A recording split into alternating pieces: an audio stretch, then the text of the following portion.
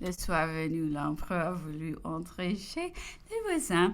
Le maître, pris par la goutte, était en robe de chambre, étendu sur son canapé. Sa femme et nos deux petites demoiselles du matin étaient autour de lui. Le bal masqué a repris des plus belles. On a fait échange de tout ce qu'on savait. On a parlé de romans, l'une des petites Evie, Mathilde dit Madame Cotin. Ce fut une très grande joie de voir que l'empereur la connaissait.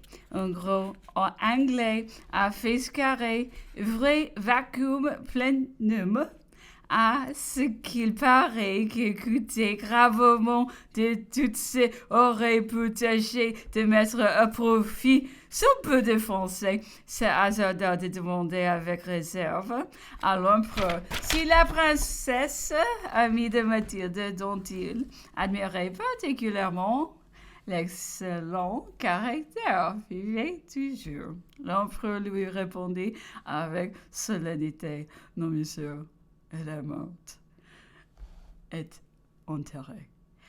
Est-il allé se croire mystifié, disait-il, quand il vit à cette malheureuse nouvelle les larmes prêtes à rouler dans les grands et gros yeux de la grosse face.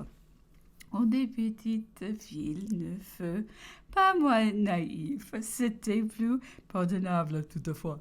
J'en dû conclure qu'on n'était pas fort ici en chronologie.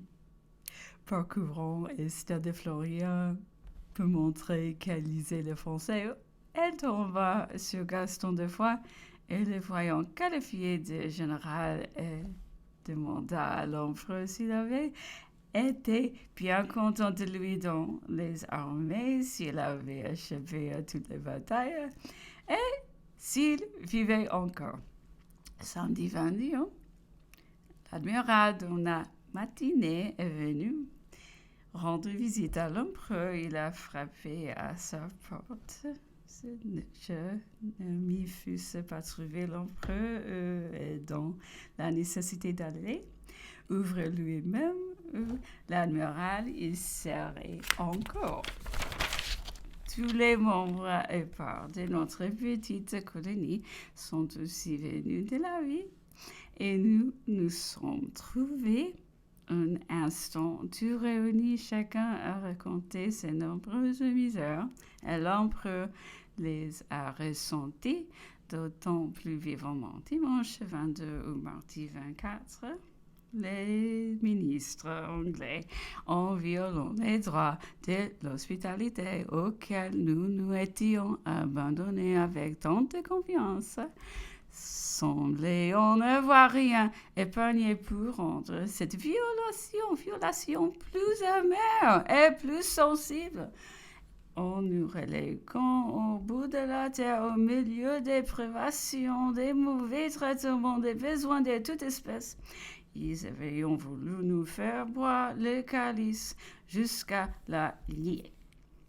Sainte Hélène est une véritable Sibérie. La différence non est que du froid au chaud et dans son peu détendu. L'empereur Napoléon, qui possédait tant de puissance et disposa de tant de couronnes, se trouve réduit à une méchante petite caroute de quelques pieds en carré, perchée sur un roc stérile, sans rideau, ni volet, ni meuble. Là, il doit se coucher, s'habiller, manger, travailler, demeurer et sortir s'il veut qu'on l'a nettoyé. Pour sa nourriture, on lui apporte loin quelques mauvais plats, comme un criminel dans son cachot. Il manque réellement des premiers besoins de la vie. Les pains, les vins ne sont point les nôtres. Et nous répugnons l'eau, le café, le beurre, l'huile et les autres nécessités. Ils sont rares ou à peine supportables. Un bain si nécessaire à sa santé ne se trouve pas. Il ne peut prendre l'exercice de cheval.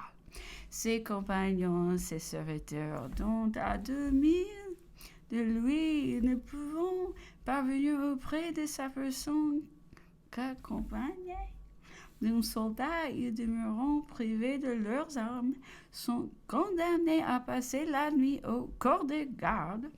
Ils reviennent trop tard, ou s'il y a quelque méprise des consignes, ce qui arrive presque chaque jour.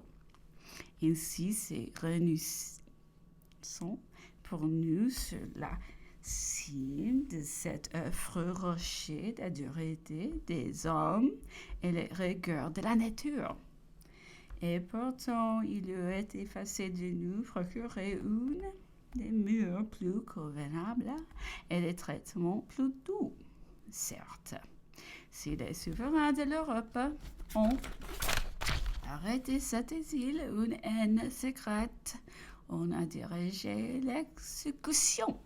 Si la politique seule a dicté cette mesure comme nécessaire, n'est-elle pas dû peu en convaincre le monde, en tirer des gardes, des respects, des dédommagements de toute espèce, l'illustre victime vis-à-vis de laquelle elle se dit forcée de violer le principe et les lois.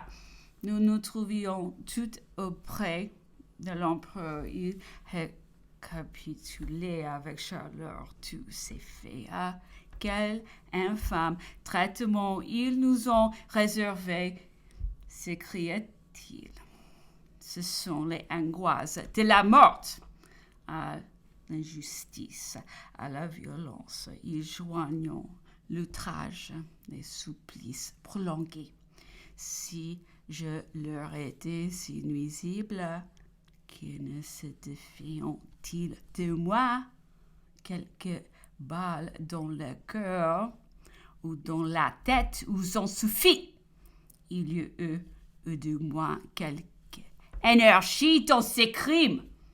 Si ce n'était vous autres, et vos femmes surtout, je ne voudrais recevoir ici que la ration du simple soldat. Comment les souverains de l'Europe pouvant-ils laisser polluer au moins ce caractère sacré de la souveraineté? Ne voyons-ils pas qu'ils se tuent de leurs propres mains à Sainte-Hélène? Je suis entre vainqueurs dans leur capitale.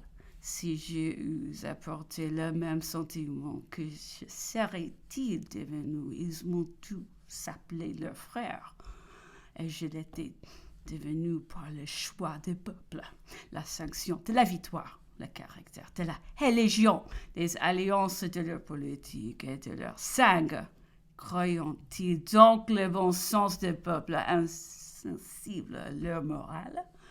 Encore attendons-ils toutefois, faites-vous plainte, messieurs, que l'Europe les connaisse et sont indignes. Les miens sont au-dessus de ma dignité et de mon caractère. Je ordonne ou je mets